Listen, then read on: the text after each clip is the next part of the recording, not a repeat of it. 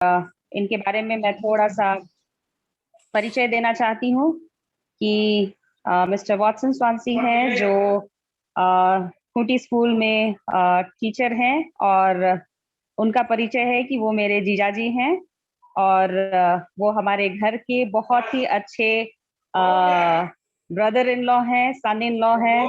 और उनका जो परिचय, जो लोग उनसे जुड़े हुए हैं वो जानते हैं कि किस तरह से वो हमेशा परमेश्वर का काम करने के लिए तत्पर रहते हैं, लोगों की मदद करने के लिए हमेशा अग्रसर रहते हैं।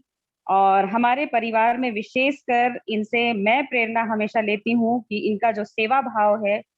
हमारे बीच में हमारी फूफू थी, जो उनकी मदर इन लॉ थी, उनका इन्होंने करीब 7-8 साल तक ऐसे सेवा किया, और वो एक मिसाल है सभी लोगों के लिए कि किस तरह से वो निस्वार्थ भाव से उनकी सेवा किए, और सभी लोगों ने देखा कि वो किस तरह से परमेश्वर के दास हैं, परमेश्वर का काम करने के लिए हमेशा आगे रहते हैं, लोगों की सेवा मदद करते हैं, और सेवा ही सबसे बड़ी सेवा है, और सबसे बड़ा जो कैरेक्टरिस्टिक है, हम लोग परमेश्वर के लोग हैं, ये इनके जीवन से झलकता है। तो इस समय में मैं बिना विलंब किए मैं अपने जीजा जी और मिस्टर वॉटसन स्वांसी जो टीचर हैं, उनको हमारे बीच में स्वागत करना चाहती हूँ। ये समय आपका है, आप हमारे बीच में परमेश्वर के वचन को लाएं।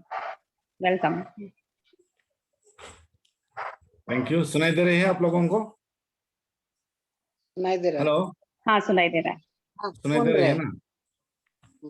सबसे पहले तो मैं परमेश्वर का धन्यवाद देना चाहता हूँ कि इस 24/7 यूनाइटेड प्रेयर मिनिस्ट्री में हमको मौका मिला है। पहले मैं इंग्लिश वाला में सुबह सुबह अटेंड करता था, लेकिन और दूसरा प्रोग्राम आ गया तो मैं अटेंड करने नहीं सका, लेकिन इस बार हमको मौका मिला है, इसलिए मैं धन्यवाद देता हूँ। और इस पेंडेमिक में बहुत महीना हो गया या 2 साल करीब करीब हो गया, हम लोग ईश्वर के वचन को चर्च में सुनाए भी नहीं, लेकिन आज हमको मौका मिला है इसमें, इसलिए मैं परमेश्वर का धन्यवादी हूँ क्योंकि मैं ठीक ठाक हूँ। और सिस्टर जेनेल को जिन्होंने अप्रोच किया उसके लिए मैं बहुत बहुत धन्यवाद देता हूँ कि आप सुन दिए हैं, और मैडम पिंकी जो अच्छा इंट्रोडक्शन दी है उसके लिए आपको भी, और आप लोग सभी को मिलजुल कर मुझको मौका दिए हैं, इसलिए मैं धन्यवाद देता हूँ। तो शुरू करने से पहले हम लोग छोटा सा प्रार्थना करते हैं।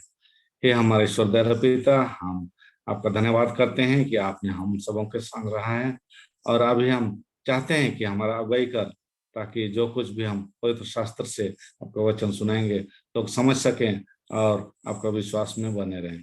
यीशु के नाम से मांगते हैं, सुनो ग्रहण कर, आमीन। आप लोग सभी कोई ठीक है? किसी का आवाज नहीं दे रही है? ठीक है, ठीक है। ठीक ठीक।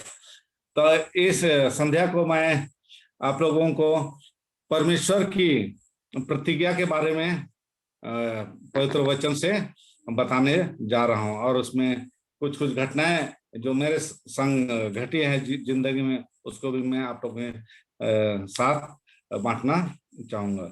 तो परमेश्वर की आज्ञाएं अगर देखेंगे तो बाइबल में शुरू से आखिरी तक परमेश्वर की आज्ञाएं भरी हुई हैं, लेकिन मैं सभी आज्ञाओं पर सभी प्रतिज्ञाओं पर आप लोग को नहीं बताना चाहता, लेकिन कुछ कुछ ऐसी प्रतिज्ञाएं जो परमेश्वर ने पर अपने विश्वासियों के ऊपर किया है, उसी के ऊपर मैं आज आप लोगों को बतलाऊंगा।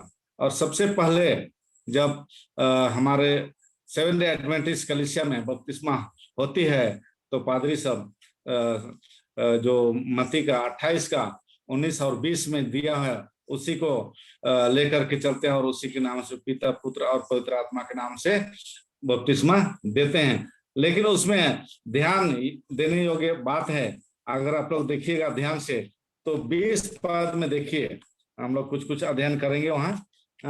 मत्ती का 28, आप लोग के पास बाइबल है तो देखिए, नहीं तो मैं पढ़ रहा हूँ मत्ती का 28 का आखिरी में लिखा हुआ है, और देखो मैं जगत के अंत तक सदा तुम्हारे संग हूँ।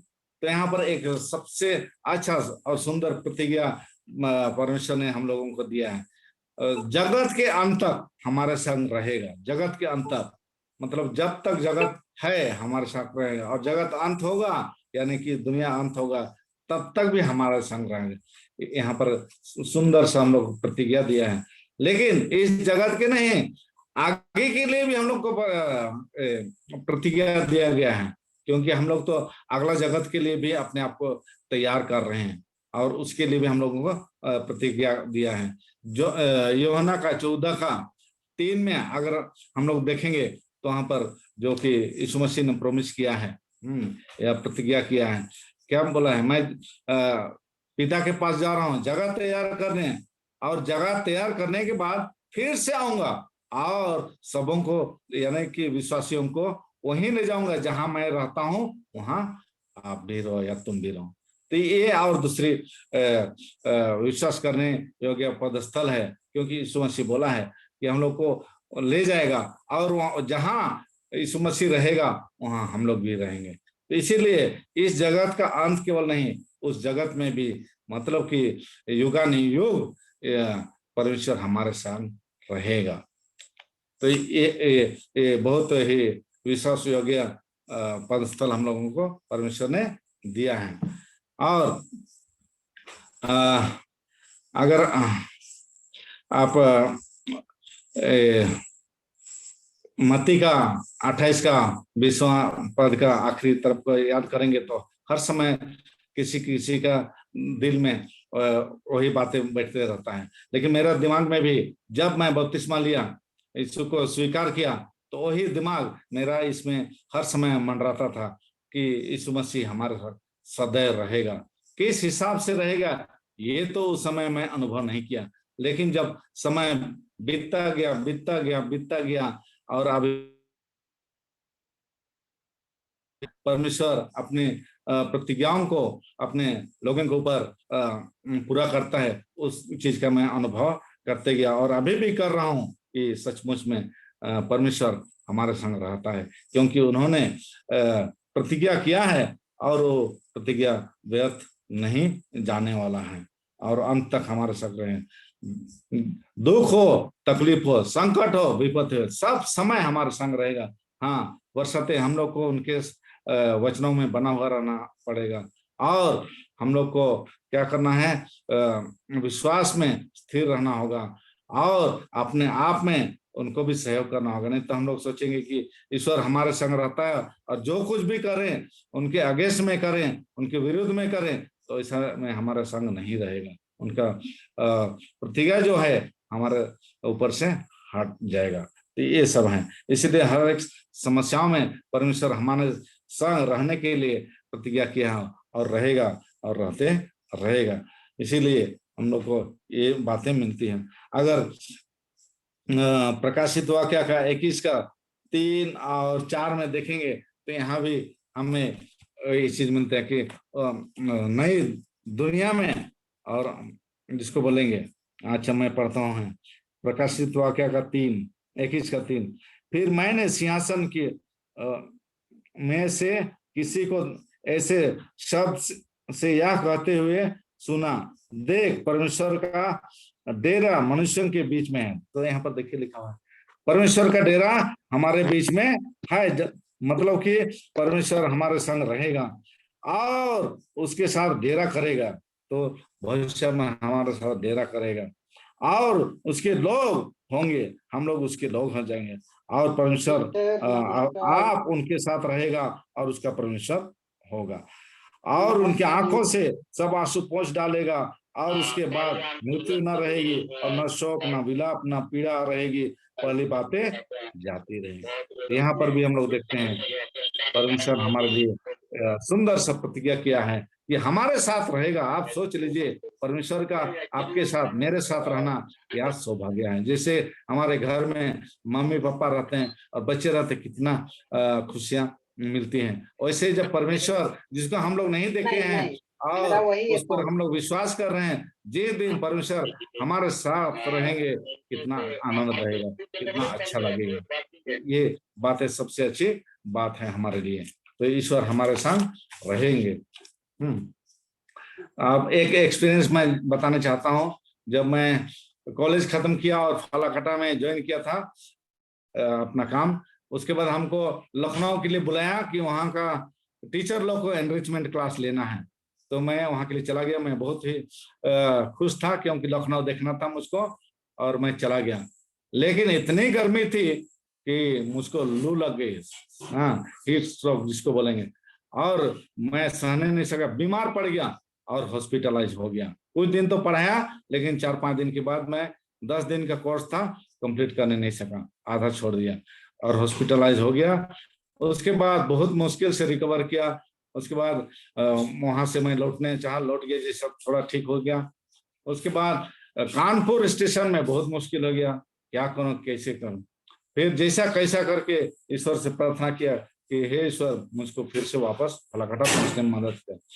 और देखता हूँ वहाँ ट्रेन जो नई दिल्ली से आती थी वो भी 12 घंटा लेट हुई, और जो रात को 8 बजे आने वाली थी सुबह 6 बजे पहुंची, और उस ट्रेन में मैं चढ़ गया और मेरे साथ कोई नहीं था, कोई नहीं था। उसके बाद मेरा जो कंडीशन और खराब होते गया। फिर भूख भी लग रही थी, प्यास लग रही थी, क्या करूं क्या नहीं, गर्मी सहन नहीं हो रही थी। उसके बाद मैं वैसे जैसा कैसा करते करते पहुंच गया। एक बार तो 1 बोतल पानी मैं पी गया, फिर भी कुछ नहीं, पेट फूल गया।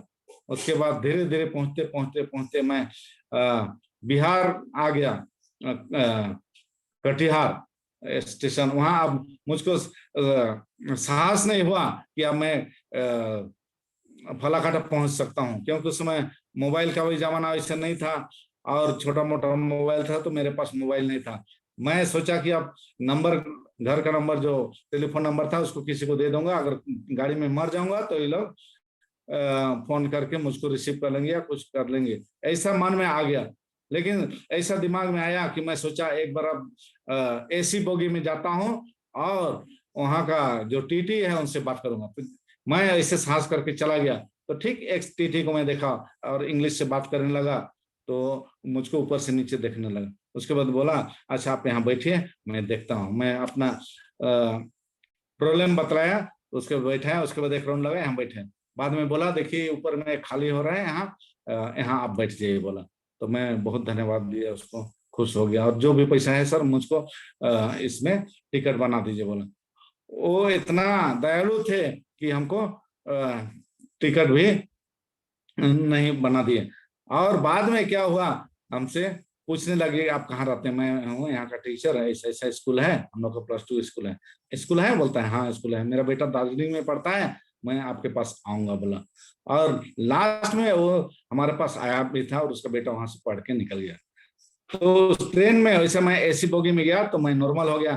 फिर जलपाईगुड़ी में उतरा, फिर वहां सांस नहीं हो रहा था। मेरा एक गार्जियन था जो सरदार जी थे, वो नंबर दिए थे, अपना एड्रेस दिए थे, फिर मैं उसके पास चला गया, जैसा कैसा पहुंच के फिर वहां नॉर्मल होके मैं फलाकटा चला गया। तो इस प्रकार ट्रेन में मारते मारते मैं क्या हो गया, बच गया, और वहां से फलाकटा पहुंच गया था। तो ये एक सच्ची घटना जो मेरे जिंदगी में चली, क्योंकि मैं ऐसा एक्सपीरियंस किया, और इस प्रकार से परमेश्वर के वचन को मैं याद करते गया और वहां से निकल गया। फिर अगर बाइबल में देखिएगा तो दानियल की 3रा अध्याय में शद्रक मेशक अबेदनगो जब राजा नबूकदनेस्सर मूर्ति बनवाया और सबों को बुलाया कि उसको दंडवत करे, और क्या करेंगे, उसको प्रणाम करेंगे, क्योंकि राजा का आज्ञा था। लेकिन कुछ लोगों ने ऐसे थे जो कि शद्रक मेशक और अबेदनगो इन तीनों पर नजर डाले हुए थे और देख रहे थे कि कब गलती पाएंगे। लेकिन ये लोग जब उनको दंडवत नहीं किए तो राजा को बताए, और राजा इतना गुस्सा हो गया कि एक पनिशमेंट देने के लिए तैयार हो गया। और उस समय ऐसा परिस्थिति था कि लोगों को धधकते हुए आग में या भट्टे में डाल दिए जाते थे, और ये तीनों को यही काम किया। और इतना गुस्सा हो गया कि 7 टाइम और 7 गुना आग का भट्टा को बढ़ा दिया, क्योंकि ये लोग नहीं किए, और क्योंकि ये लोग ईश्वर में विश्वास करते थे जो कि हमारा सृष्टिकर्ता है। और राजा गुस्सा हो गया और अपने सिपाहियों से बंधवा लिया पीछे और उसको डलवा दिया। लेकिन ये लोग क्या हुए, जले नहीं जले, क्योंकि ये लोग बोले कि परमेश्वर हमारा जो सृष्टि करता है वही हम लोगों को बचाएगा। यहाँ तक कि जो लोग वहां डालने गए थे वो लोग जल करके मर गए। तो यहाँ हम लोग देखते हैं कैसा परमेश्वर अपने लोगों को बचाता है, क्योंकि परमेश्वर प्रतिज्ञा किया है। फिर अगर देखेंगे अगला 6ठे अध्याय में, तो दानियल के बारे में भी वही चीज मिलती है। दानियल जब वो भी स्वीकार नहीं किया कि राजा उनको परमेश्वर मानना है और राजा के अलावा और किसी को दंडवत नहीं करना है 30 दिन के लिए, तो उसको भी ऐसे ही किया। और उसको तो आग के बजाय सिंहों के नाद में, लायंस डेन जिसको बोलते हैं, भूखे से वहां डाल दिया, लेकिन वहां से भी वो निकल गया, क्योंकि परमेश्वर उनको भी बचाया। तो इस प्रकार अगर आप परमेश्वर पर विश्वास करेंगे तो परमेश्वर हम लोग को बचाते रहेगा और बचाएगा और बचाएगा और बचाएगा। उसके बाद और एक मैं सच्ची घटना बतलाता हूँ, जो कि करीब 2016 आसपास की है। वहां पर जब मैं खूंटी गया था मोटरसाइकिल से, तो ऊपर चौक में बहुत कोई आप लोग देखे हैं जहां ब्रेड बिकते हैं, तो उधर से ऊपर चौक तरफ से आ रहा था, साइड में उधर ब्रेड तरफ रोकने वाला था। हालांकि ब्रेड तो नहीं खरीदता, लेकिन मैं कुछ काम शुरू, एक 18 चक्का वाला ट्रक पीछे से आके हमको उतना किनारे में मार दिया, थोड़ा सा धक्का कर दिया और मैं गिर के पटका गया वहां।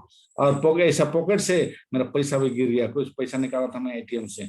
हाँ, उसके बाद मैं गिर गया और तुरंत पैसा को उठाया, और मोबाइल था, मोबाइल को भी उठा लिया। और देखता हूँ क्या है, पीछे साइड में ट्रक खड़ी हुई है और मेरा मोटरसाइकिल जोर से तो नहीं, एकदम रोकने वाला था, लेकिन गिर गया और मैं इधर लग गया। उसके बाद तुरंत मैं घर में फोन किया, ऐसा ऐसा हो गया, और आदमी लगाया, उठाने लगे। और वहीं पर कुछ पुलिस लोग भी थे, सब कोई मिलजुल करके हमको तुरंत क्या किया, हॉस्पिटल पहुंचा दिए। उसके बाद वहां से तुरंत रिफर कर दिए कि आपको रिम्स जाना है। फिर दिमाग में ऐसा आया कि रिम्स हमको नहीं जाना है, क्योंकि रिम्स में तो सेवा नहीं होता है। तो फिर डॉक्टर अंचल को खोजने गए, वो नहीं थे। फिर फोन किए इधर उधर, आखिर में मेटाल में घुसे और वहां ऑपरेशन किया और वहां करके ठीक होके मैं गया। तो यहाँ क्या देखते हैं कि भजन संहिता का अगर 23 Psalm 23 का 4 और 6 में देखिए, even though you walk through the बोलता है shadow of death I shall not fear. तो यहाँ मतलब कि अगर ऐसे ऐसे जगह में भी आप जाएंगे फिर भी परमेश्वर बचाएगा, क्योंकि मैं तो वहां नहीं तो मर चुका था। सोच लीजिए, उतना बड़ा 18 चक्का वाला हैवी ट्रक जब पीछे से मारेगा, आदमी बचने वाला है, लेकिन मौत के मुंह से भी मैं निकल गया। तो वहां परमेश्वर हमको क्या किया, बचा करके हमको निकाल दिया। तो ऐसे ऐसे घटना घटते, परमेश्वर हमें वहां से बचा के निकाला। तो परमेश्वर क्या है, प्रतिज्ञा किया है। वचन संहिता का 23 में आप लोग बहुत कुछ जानते हैं, लेकिन 4 और 6 को गौर कीजिए कि हम लोगों को वहां से भी बचा के निकाल लेगा। उसके बाद मैं और बीते बार का जो पेंडेमिक, जो कोरोना वायरस के चलते पूरा लॉकडाउन था, उसके बाद कुछ दिन के लिए खुल गया। उसके लिए मैं बतलाता हूँ, एक दिन की बात है, क्योंकि मेरा भाई बीमार हो गए थे, उनका किडनी का प्रॉब्लम हो गया था, डायलिसिस शुरू हो गया था। उसके बाद डायलिसिस ठीक हो रहा था, डायलिसिस चल रहा था और ठीक ठाक नॉर्मल ही चल रहा था। एक दिन हमको बोला कि हमको टाउन जाना है, तो मैं हेडमास्टर को लेकर के टाउन जा रहा था कुछ शॉपिंग के लिए। तो मेरा भाई बोला हमको भी लेते जाइए, मोबाइल बनवाना है क्योंकि बेटा का ऑनलाइन क्लास होगा। तो मैं बोला ऑनलाइन क्लास तो एक दिन मोबाइल बनाएगा कि नहीं, हमको ले जाइए। बेटा अभी जा रहा था तो बेटा को हम लोग रोक दिए, ठीक है आपको जाना है तो चलिए। तो उसको हम लोग मोबाइल दुकान में एक शॉपिंग सेंटर में छोड़ दिए और हम दोनों हेडमास्टर साहब बाजार के लिए चले गए। फिर फोन किए तो एक बार तो नहीं लगा। फिर कुछ देर के बाद फोन हुआ तो बोला कि हम इस मोबाइल दुकान में हैं, एक जगह का नाम है गायमुंडा कॉम्प्लेक्स बोलते हैं, तो ठीक है हम लोग आएंगे बोले। फिर बाद में फोन खोल दिया तो फोन नहीं लग रहा था। फिर हम दोनों आए, फिर वहां पूछे भैया कितना देरी होगा, तो बोलता है और आधा एक घंटा लगेगा। तो मेरा भाई बोला ठीक है, क्या होने से मैं खुद आ जाऊंगा, इसको बना के ले जाऊंगा क्योंकि ऑनलाइन क्लास हो गया। जैसे ही घर पहुंचे, यहाँ बैठे पानी पिए, उसके बाद तो मोबाइल दुकान वाले से फोन आता है और बोलता है अंकल यहाँ जो भैया मोबाइल बनवाने आए हैं वो गिर गए हैं बोलते हैं। उसके बाद मैं फिर हेडमास्टर को फोन किया और हम दोनों हड़बड़ा के चले गए और देखते हैं ऐसा पड़ा हुआ है, कोई छूने वाला नहीं, क्योंकि कोरोना का भय था। वहाँ 6-7 आदमी हैं, दुकान में दुकानदार है और उसके साथ उसका सहयोगी है, और ये लोग क्या कर रहे हैं, कोई छूने वाले नहीं है। फिर मैं तो जाके एकदम डर गया और उल्टी हो रहा है, फिर इधर से सब तरफ से पसीना निकल रहा है, नाक से भी गंदगी निकल रहा है। लेकिन जैसा कैसा करके, उस समय हमको कोरोना का कोई भय नहीं था, उठाया गाड़ी में, कार में, ऐसे जैसा कैसा करके ठेल दिए और घुसा के ले लाए गाड़ी में। फिर एसी को चलाया ताकि थोड़ा ठंडा हो, ऐसे मरने जैसा उसको लाए। फिर जैसा कैसा करके खूंटी स्कूल पहुंचाया, घर आए तो बोलता है हमको पैखाना करने जाना है। वहां अंदर गया, फिर मैं डर गया क्योंकि फिर लूज मोशन जैसा जोर से उसका मोशन भी हो गया। फिर क्या करें, आप क्या करने, आके फिर तेल मालिश किया, यहाँ पैर हाथ में सब तरफ मालिश किया, सरसों तेल लगाया, ऐसा करके उसके बाद में कुछ देर के बाद उसको मतलब अच्छा लगने लगा क्योंकि उसका पैखाना भी हो गया। इस प्रकार से मेरा भाई भी उसमें क्या हो गया, बच गया। और परमेश्वर को मैं धन्यवाद देता हूँ क्योंकि परमेश्वर बोला है कि मैं हर समय मदद करूंगा। अगर भजन संहिता का 121 अध्याय में देखिएगा तो वहां बोलता है, हम सिर ऊपर उठा करके देखिए, सहायता कहाँ से आएगी, परमेश्वर से आएगी। तो ये सहायता हम लोग को सिर्फ परमेश्वर से आती है और दूसरों से नहीं।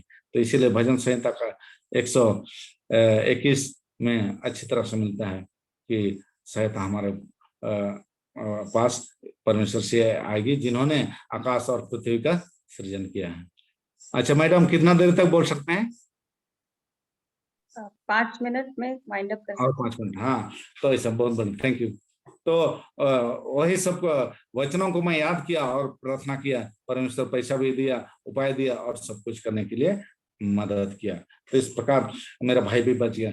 उसके बाद वो केवल नहीं, और जून महीना 1 तारीख को मैं यहाँ घर में ही था, करीब रात 8-9 बजा था। मेरी भाभी रांची से फोन करती है कि भैया का तबीयत खराब। ये दोनों डायलिसिस के लिए गए थे, तो डायलिसिस वाले बोले कि आज डायलिसिस नहीं हो रहा है क्योंकि ऑक्सीजन लेवल घट गया है, तो हम लोग जा रहे हैं दूसरा हॉस्पिटल। मैं बोला जाइए, मैं तो क्या जान दूं ऑक्सीजन लेवल क्या होता है, कैसे होता है, नहीं जानता हूँ। तो वो लोग को भेज दिया, तो वो लोग बोला नहीं, हम लोग एडमिट करेंगे तो यहाँ आईसीयू में रखेंगे। तो लोग बोला नहीं, वैसा तो बीमार नहीं है आईसीयू वाला, मेडिकल वाला बोला। तो मैं बोला वहां से निकालिए, जहाँ जरूरत है ऑक्सीजन वहां ले जाइए। तो फिर बोलते हैं रिम्स ले जाएंगे, रिम्स भी मत ले जाइए, वहां तो केयर नहीं होगा। तो मेरा भाई बोलता है वैसे तो ठीक ही हो, लेकिन भाभी बोलती है नहीं ऑक्सीजन लेवल कम हो गया है, ऑक्सीजन सपोर्ट चाहिए। तो कहाँ ऑक्सीजन मिलेगा, देखें आप कहीं खोजते हैं। फिर वो दोनों आ गए वापस। फिर ऑक्सीजन लेवल रात में 10 बजे रांची में ही थे, कम होने लगा। तो फिर गुरु नानक चले गए। तो गुरु नानक में डॉक्टर बोलता है डायलिसिस भी नहीं होगा, अभी कोई नहीं है, डॉक्टर जब तक प्रिस्क्राइब नहीं करेगा हम लोग कुछ नहीं करने वाला। तो मैं मेरा वाइफ को सिमडेगा फोन किया, वहाँ ऑक्सीजन मिलेगा तो वहां ले जाएंगे। तो बोले कि हाँ मिल जाएगा शायद। फिर उसको रात में उठाया 1 बजे करीब, तो आओ बोले। तो हम लोग यहाँ, मेरा भाई और भाभी को मैं फोन किया और भाभी को बोला कि आप चले आइए। फिर रास्ता में तेल भी नहीं मिल रहा था, तो मैं बोला तोरपा में मिलेगा, आइए। फिर वो लोग जैसा कैसे सांस करके आए, मैं प्रार्थना करते गया हाँ, और प्रार्थना किया, और जैसा कैसे पहुंचाए सिमडेगा, सुबह पहुंच गए। और देखते हैं वहाँ ऑक्सीजन लेवल बहुत घट गया था, करीब 80-85 था।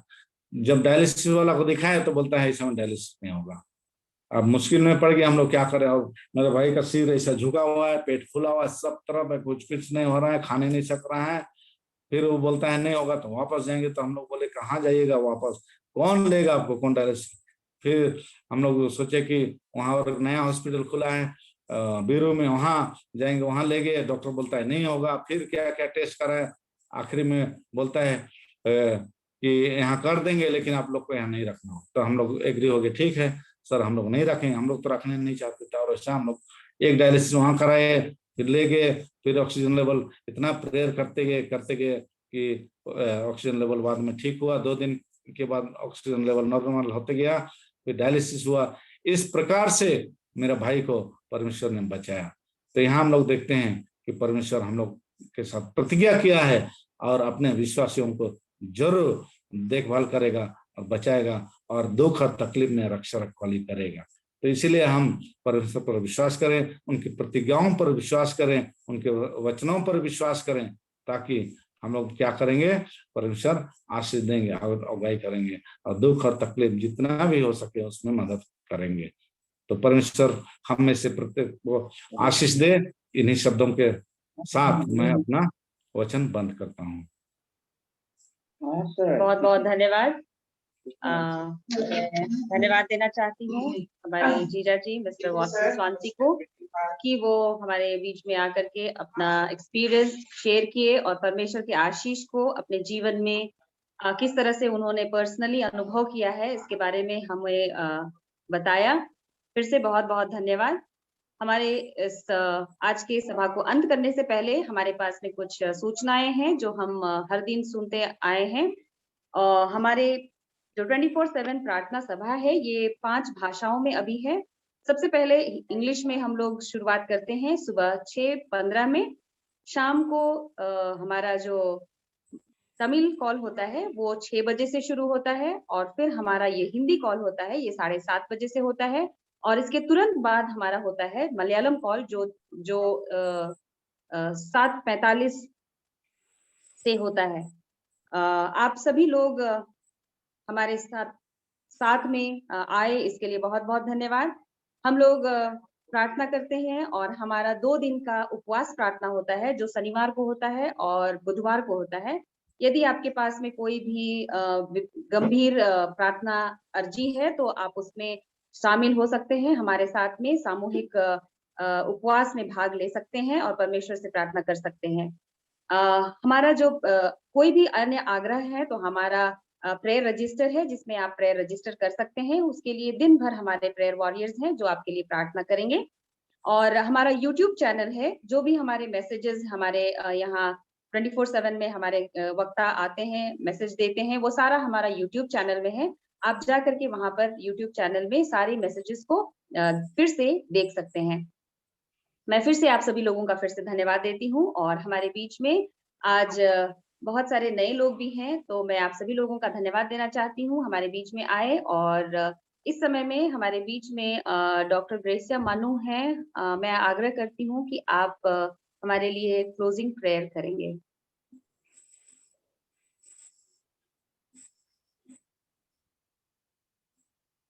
ग्रेसिया आंटी, आप क्या सुन पा रही हैं? Please unmute yourself, Masi. Gracia Masi, please unmute yourself.